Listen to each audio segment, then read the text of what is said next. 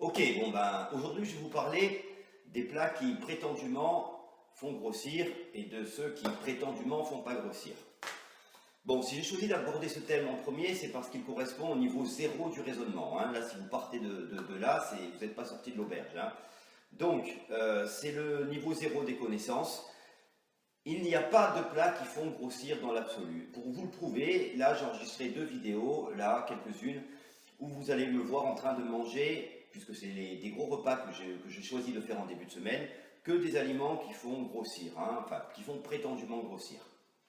Donc sachez que si un aliment est décrit comme faisant grossir, c'est que généralement sa charge calorique est importante. Or, si vous résumez les choses comme ça, en aliments qui font grossir et en aliments qui ne font pas grossir, c'est en fait que vous ignorez le fait, vous niez le fait que les calories, ben ça s'additionne, et ce qui est important, ce n'est pas l'aliment en lui-même, mais la totalité que vous allez ingérer.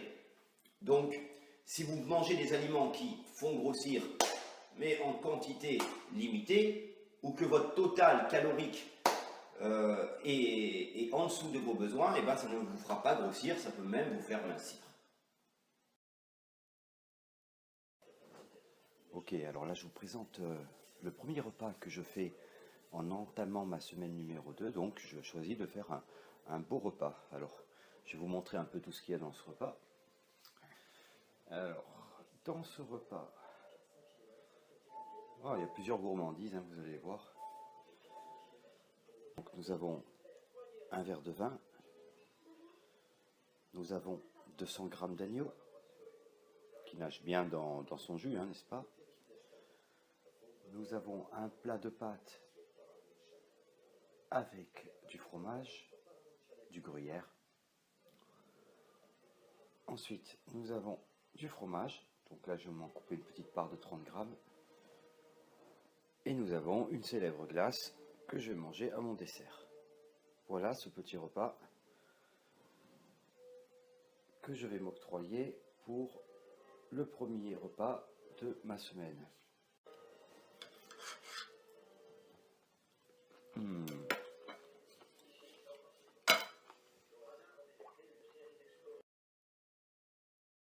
Bon, premier repas de la 3e semaine. Donc là, vous voyez, cette fois-ci, j'ai pris ce qu'on appelle la junk food. Hamburger, cheeseburger, frites traditionnelles, mayonnaise, donuts. Voilà, hein, donc tout ce qui viendrait à nos esprits sous l'égide d'une fameuse marque, mais c'est pas cette marque-là, parce que comme j'ai la chance d'habiter dans un endroit où justement cette grande marque d'hamburger est absente, on a pris une marque concurrente, hein, mais c'est pareil.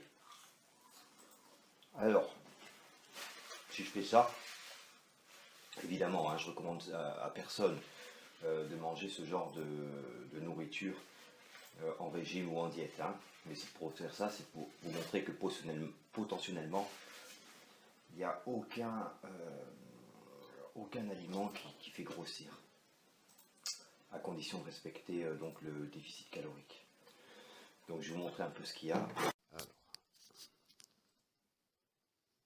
là nous avons du bon hamburger, hein, du bon bonbon hamburger. Ça c'est un double, je sais pas quoi.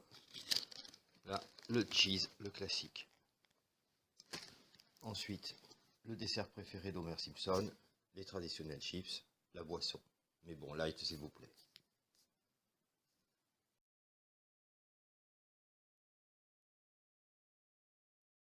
Voilà, je vais vous donner maintenant les 3 points de contrôle fondamentaux, ce que j'appelle les signaux fondamentaux, pour obliger votre corps en quelque sorte à s'engager vers une perte de poids de qualité.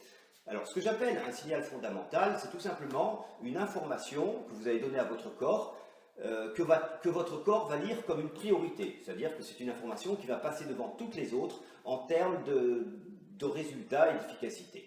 Voilà, si vous réussissez les 3 points de contrôle que je vais vous donner, ben vous allez réussir donc au moins l'essentiel, 90-95% de votre résultat final.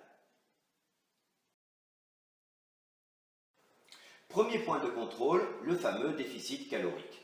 Alors, créer un déficit calorique, ça occasionne un signal fondamental que votre corps va lire comme une priorité absolue. Alors, si on y réfléchit bien, c'est une loi qui va plus loin que la biologie ou la physiologie. C'est carrément une loi physique de la nature, rien ne se perd, rien ne se crée. Tout se transforme. Donc, comme il n'y a pas d'énergie créée à partir du néant, s'il y a moins d'énergie qui rentre dans votre corps que ce qu'il n'en sort, eh bien, effectivement, vous allez créer de l'énergie à partir de la dégradation d'un tissu corporel. Donc, premier point de contrôle à assurer, réaliser un déficit calorique. Nous verrons comment procéder un peu plus tard. Point de contrôle numéro 2. Alors, il est essentiel que le déficit que vous avez occasionné avec le point numéro 1 soit un petit déficit. Si vous faites un déficit trop sévère, ce qui va se passer, c'est que le corps va se mettre en état d'urgence et là, il va tout dégrader, ce qu'il peut, donc de la graisse, du muscle. Donc vous allez faire une perte de poids, en fait, de mauvaise qualité. Et surtout, vous allez faire un gros rebond à la suite de votre régime. Donc, il est essentiel, pour diriger le corps sur une voie qualitative, que le déficit soit faible. Nous recommandons habituellement un déficit de 10 à 15%, pas plus. Ce déficit, il va falloir l'établir d'une manière pragmatique et le contrôler au fil des semaines, et nous verrons un peu plus tard comment. Le point de contrôle numéro 3 prend son sens quand vous avez déjà installé les deux premiers. Donc le troisième signal fondamental consiste à envoyer au corps un signal pour conserver sa masse musculaire. Alors c'est très important de faire ça parce que dans ce contexte de déficit calorique, le corps va donc dégrader du tissu corporel. Donc pour qu'il dégrade le tissu, du bon tissu corporel, c'est-à-dire la graisse, eh bien, il va falloir tout simplement lui demander d'épargner son muscle. Tout muscle épargné sera autant de graisse brûlée en contrepartie. Alors, le corps étant une fantastique machine à s'adapter, la fonction crée l'organe, pour lui demander d'épargner sa musculature, rien de tel qu'un peu d'exercice, mais un exercice qui va être adéquat, qui va être calibré justement par rapport à ce petit déficit calorique. C'est ce que nous allons voir dans les prochaines vidéos. Voilà, ça fait 2 semaines et demie que donc j'ai commencé la diète et ça fait exactement 14 jours que j'ai fait la première vidéo dans laquelle je vous montre mon physique. Donc on va voir ce qui s'est passé en 2 semaines pile.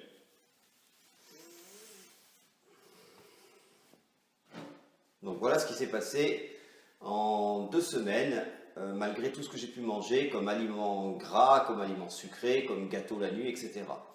Donc, le pli de graisse que je vous ai montré au départ est toujours là, bien sûr, hein. Il est là, mais il a déjà quand même nettement réduit. Et comme vous pouvez le voir, eh bien, il y a pas mal de graisse qui a quand même fondu et vous me voyez certainement au niveau du torse un petit peu plus défini.